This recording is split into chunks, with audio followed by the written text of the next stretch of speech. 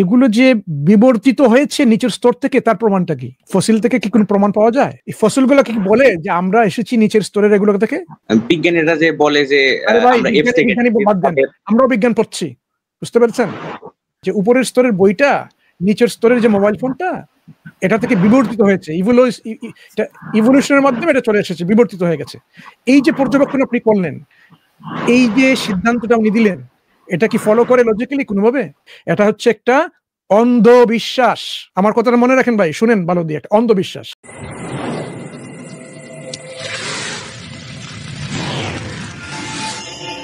আসসালামু আলাইকুম। ওয়ালাইকুম আসসালাম। কেমন আছেন আপনি? আলহামদুলিল্লাহ। আসলে আমার একটা প্রশ্ন ছিল বিবর্তন বিদ্যার উপর। আমি যখন ইউটিউবে ভিডিও দেখি বিবর্তন বিদ্যার উপর, তখন ইসলামী বক্তারা সাধারণত একটাই উত্তর দেয় যে এটা একটা হাইপোথেসিস, মানে অনুমান। কিন্তু কিছু কিছু বিষয় একটু সমস্যা হয়, যে যেমন সিংহ আর হচ্ছে যে বাঘ, যখন বাঘ থেকে লাইগার হয়, এটা তো বিবর্তন বিদ্যার মাধ্যমেই তো এটা এসেছে, না ছাড়া তো হতো না। তাদের তারা এক প্রজাতি থেকেই তো এসেছে। তারপরে খচ্চর যেটাকে বলা হয়, সেটাও তো এক প্রজাতি থেকে এসেছে। আবার আমাদেরকে বলা হয় যে আমরা এপস থেকে এসেছি, সেটা তো তারা কিছু মানে যুক্তি দেয়, মানে কিছু প্রমাণ দেখায়, যে যেমন কিছু ফসিল দেখায়। তো এখান থেকে তো প্রমাণ হয় তো যে বিবর্তন বিদ্যা সত্য। এই যে আপনি বলেন কিছু কিছু ইসলামিক বক্তারা বলে থাকেন এখানে এটা হাইপোথেসিস মাত্র, অনুমান মাত্র, এটা কিন্তু ঠিক না। হাইপোথেসিস এটা এমন না, এটা অনুমান মাত্র। হ্যাঁ, এটা তো বলা হচ্ছে থিওরি, এটা হাইপোথেসিস বলা হচ্ছে না। থিওরি অফ ইভলিউশন, তো থিওরি বলতে এটা এরকম যে আমরা থিওরি মনে করি এরকম না। থিওরি হতে পারে এরকম কিছু মতবাদ যেগুলো এস্টাবলিশড হয়ে গেছে এবং গ্রহণযোগ্য। এটা আমার একটা মডেল কোনো একটা ব্যাখ্যা করার জন্য, এবং এই মডেলটা অত্যন্ত সবল হতে পারে, অত্যন্ত দৃঢ় হতে পারে। থিওরি বললেই যে এটা একটা অনুমান, এরকম না। এটা আমাদের একটা ভুল ধারণা যে এটা তো বাই থিওরি হয়ে গেছে, এটা তো কোনো প্রমাণ না। থিওরি অনেক, সায়েন্সের অনেক থিওরি কিন্তু আমাদের প্রমাণের মতোই, বুঝতে পেরেছেন? প্র্যাকটিক্যাল অবস্থায় এটা প্রমাণের মতোই এরকম। কিন্তু হাইপোথেসিস আর থিওরি এই ব্যাপারে আমরা না গিয়ে আমরা যদি ইভলিউশনে আমরা যাই, এই যে বিবর্তনবাদ সম্পর্কে আমাদের আরো একটু পড়াশোনা করা উচিত। আমরা সারোবা একটু আগে বলেছিলেন, বিবর্তনবাদের মধ্যে একটা আছে সায়েন্টিফিক কিছু ডেটা এবং তার ইনফারেন্স, যে তত্ত্ব যেগুলো আমরা দেখি, পর্যবেক্ষণ করি এবং ওইগুলো থেকে আমরা যে সিদ্ধান্তটা নেই, এটা এক জিনিস।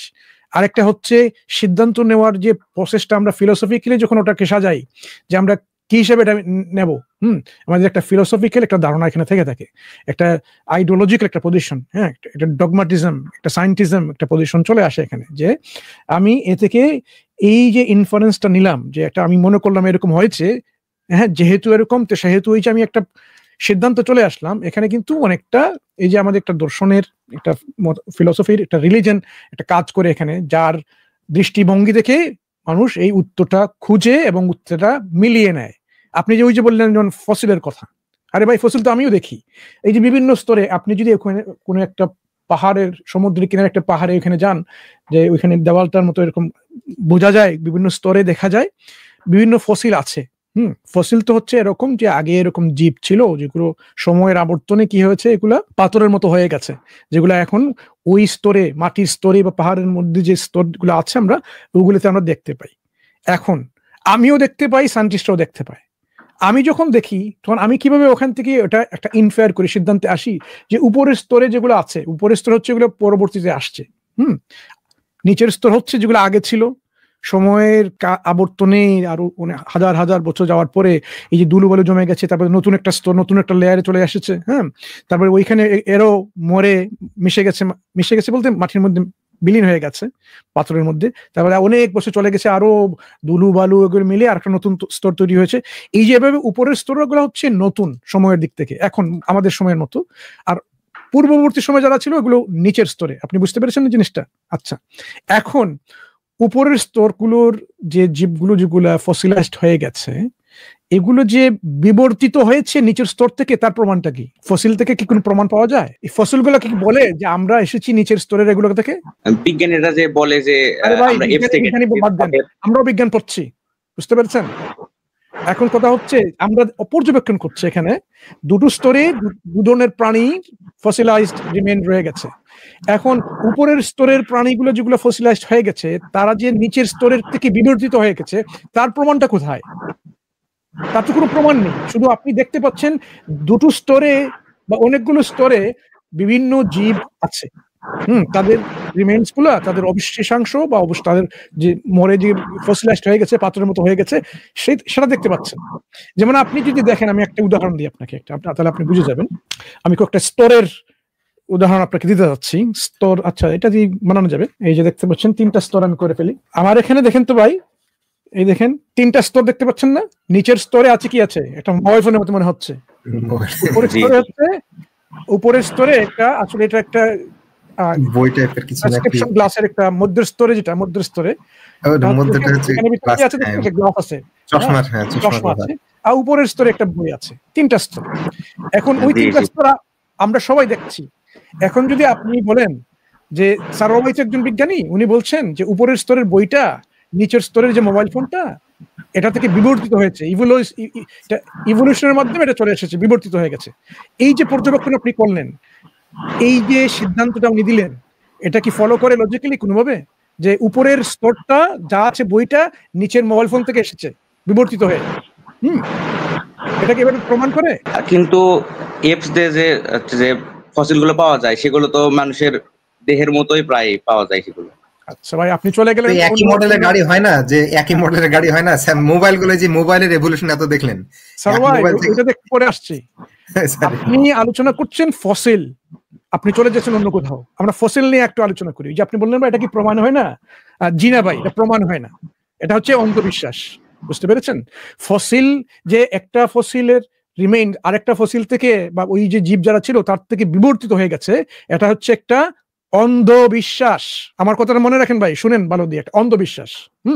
এখানে কোনো ধরনেরই কোনো এভিডেন্স নেই যে একটা উপরের নিচে থেকে এসেছে, কারণ কোথাও কিছু নেই তো। শুধুমাত্র আমরা যেরকম এই যে আপনাকে দেখালাম বই, চশমা এবং মোবাইল ফোন, এর মধ্যে কোনো কোথাও লেখা নেই এই স্তরের মধ্যে যে আমি এসেছি ভাই মধ্যস্তর থেকে, মধ্যস্তর নিচ স্তর থেকে, কোনো কানেকশনই নেই। শুধুমাত্র আপনি পর্যবেক্ষণ করলেন এরকম 3টা জিনিস 3টা স্তরে আছে। এই যে ক্রিটিক্যাল থিঙ্কিং এর সম্পূর্ণ অনুপস্থিতি, এটাই কিন্তু মারাত্মক। এর কারণেই কিন্তু মানুষ সংশয়ে পড়ে।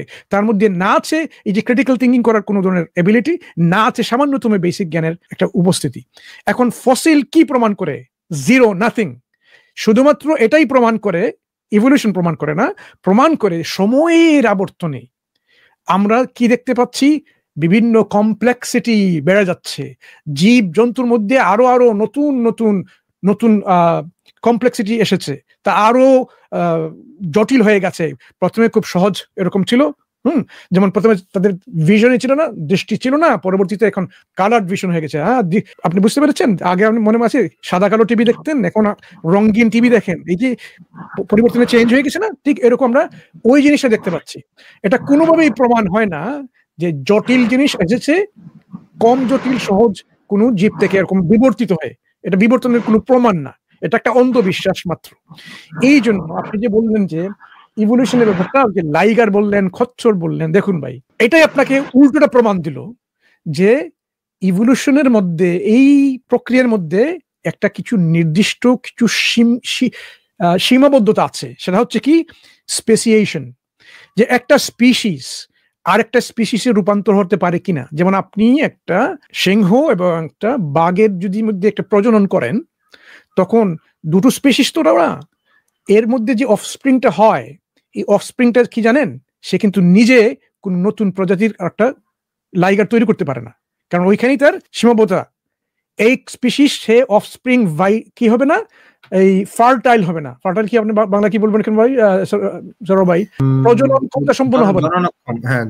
হ্যাঁ, এই সক্ষম হবে না। তারা কিন্তু এই প্রজনন ক্ষমতা হয় না। যেমন খচ্চর, সে কিন্তু আর একটা খচ্চর সঙ্গে এরকম প্রজনন করে নতুন অফস্প্রিং আনতে পারে না, এখানে সীমাবদ্ধতা হয়ে যায়, সেই অফস্প্রিং মারা যাবে। তাহলে এই যে স্পেসিয়েশন, যে একটা স্পিসিস থেকে, একটা প্রজাতি থেকে আরেকটা প্রজাতির উদ্ভব, সেটা সম্ভব হবে না। এই আপনি মিক্সড স্পিসিস যখন আপনি নিয়ে আসবেন, তখন এখানেই কিন্তু তার স্পেসিফিক যে সমাপ্তিটা চলে আসবে, সীমাবদ্ধতা এখানেই চলে আসবে, এবং ওইখানেই তার স্পিসিসটা মারা যাবে, পরবর্তী জেনারেশন আর আসবেই না। বুঝতে পেরেছেন? এটা হচ্ছে আপনার লাইগার আর উদাহরণ। এইপস আপনি বললেন, এই যে ভাই অনেক অনেক এইপসের কি প্রমাণ ভাই? একটা দাঁত দেখলেন আপনি, ওই একটা দাঁত থেকে একজন মানুষের সম্পূর্ণ ফসিলাইজড না, সরি, তার দেহের অবয়ব তৈরি করে ফেললেন, বললেন হ্যাঁ তার এরকম চোখ ছিল, এরকম দাঁত, এই মাথা ছিল, ওই একটা দাঁত থেকেই আপনার কি আপনারা ভাবেন ভাই ইভলিউশন সম্পর্কে বলেন তো ভাই? একটা দাঁত থেকে কি এরকম সবকিছু আসতে? মানুষের পা কিরকম ছিল বোঝা যায়? ওই দাঁতটা কি মানুষের ছিল নাকি এইপের ছিল? আপনি তো বলছেন ওটা মানুষের ছিল না, বা ওটা মানুষের ছিল।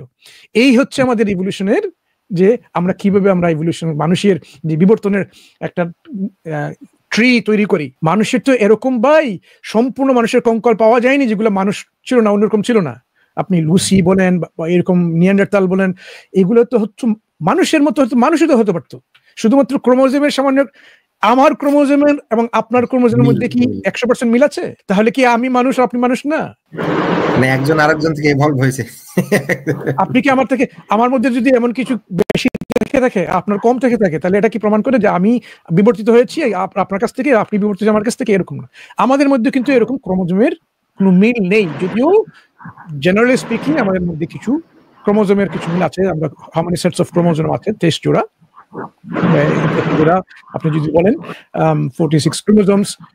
এখন কথা হচ্ছে এইগুলো কোনোভাবেই কিছু প্রমাণ করে না যে এরকম ইভলিউশন হয়ে যাচ্ছে।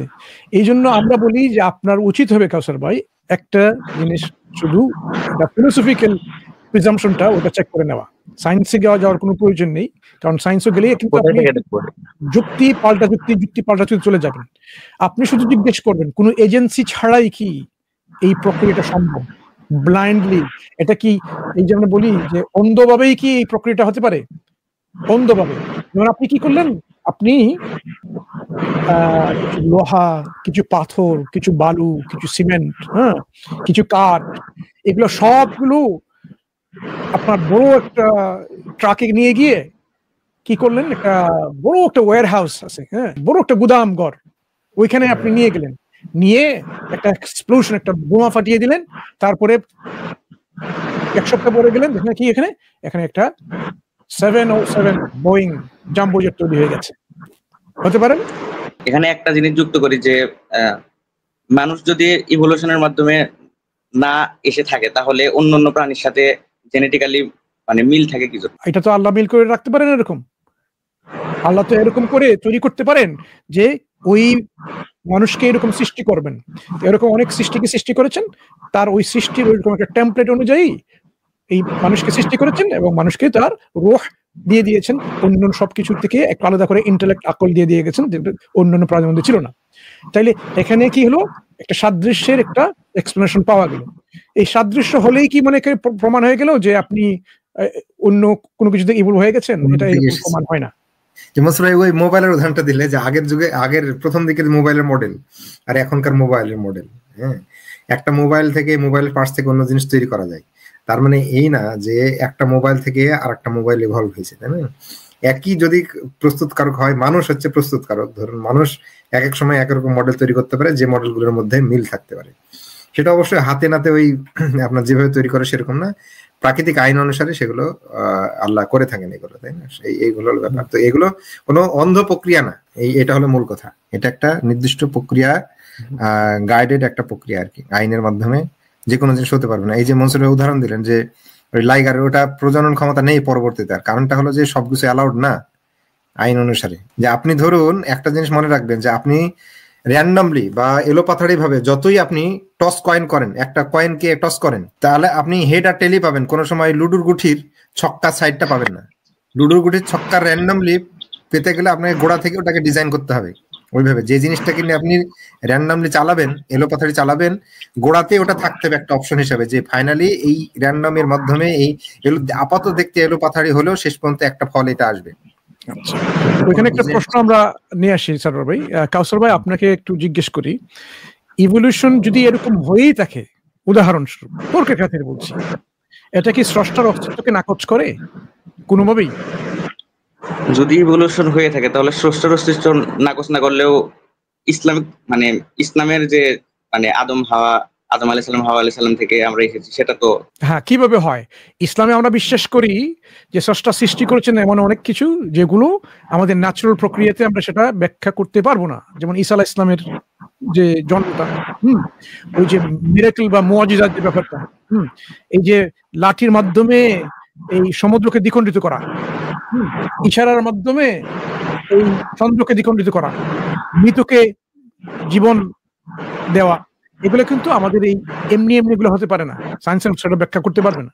কিন্তু এটা আমরা যেহেতু স্রষ্টা যেহেতু ক্ষমতাশীল, উনার ক্ষমতায় উনি এই মুজিজা বা ইজাজ উনি দেখাতে পারেন, মিরাকেল হিসেবে এগুলো করতে পারেন, মানুষকে তৈরি করতে পারেন সম্পূর্ণভাবে, কোন ধরনের পূর্ব যারা ছিল পূর্বসূরি একেবারে অ্যানসেস্টার ছাড়াই তৈরি করতে পারেন, শুধুমাত্র মাটি থেকেই তারপরে জীবন দিতে পারেন। এটা স্রষ্টা অবশ্যই পারেন, কারণ স্রষ্টার সেই ক্ষমতা আছে। এটা কোনোভাবেই ইসলামকে নাকচ করে না। ইভলিউশন যদি এরকম তাদের মত অনুযায়ী এস্টাবলিশ হয়ে যায়, ইসলামকে সেটা নাকচ করতে পারবে না, কারণ ইসলামের যে প্যারাডাইম হচ্ছে যে আমরা ন্যাচারালিস্ট না, আমরা শুধু নেচারে বিশ্বাস করি না, নেচারের বাহিরেও আছে সুপার ন্যাচারাল, সেটা আমরা বিশ্বাস করি। সায়েন্স সেটা বিশ্বাস করে না, কারণ সায়েন্সের প্যারাডাইমের বাহিরে, সায়েন্সের স্কোপের বাহিরে, কারণ সায়েন্স শুধুমাত্র এই ন্যাচারাল ওয়ার্ল্ড নিয়েই সে তার কার্যক্রম, সে এর বাহিরে যেতে পারে না। কিন্তু আমরা তো এই জ্ঞানের মধ্যে সীমাবদ্ধতার মধ্যে নেই, আমাদের জ্ঞানের অন্যান্য পরিসর আছে।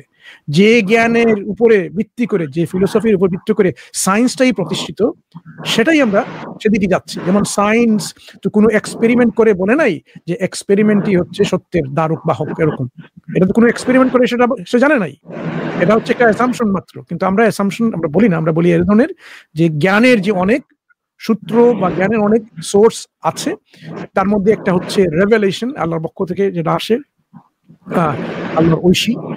ঠিক তেমনি ইন্টেলেক্টের মাধ্যমে অনেক জ্ঞান আহরণ করা যায়, ইন্টেলেক্টের মাধ্যমে কিন্তু আমরা সায়েন্স সেটা বুঝতে পারি সক্ষম হয়। আমাদের যদি ইন্টেলেক্ট আমরা ব্যবহার না করতাম, আমাদের যদি এই ধরনের অ্যানালিটিক্যাল পাওয়ার এবিলিটি না থাকতো, তাহলে আমরা বিজ্ঞানী করতে পারতাম না। এই জন্য আমাদেরকে দেখতে হবে যে ইভলিউশনটা কোনোভাবেই যে ইসলামের বা থিইস্টিক যে কোনো মডেলের পিছনে এটা প্রশ্নবিদ্ধ হয়ে আসতে পারে না।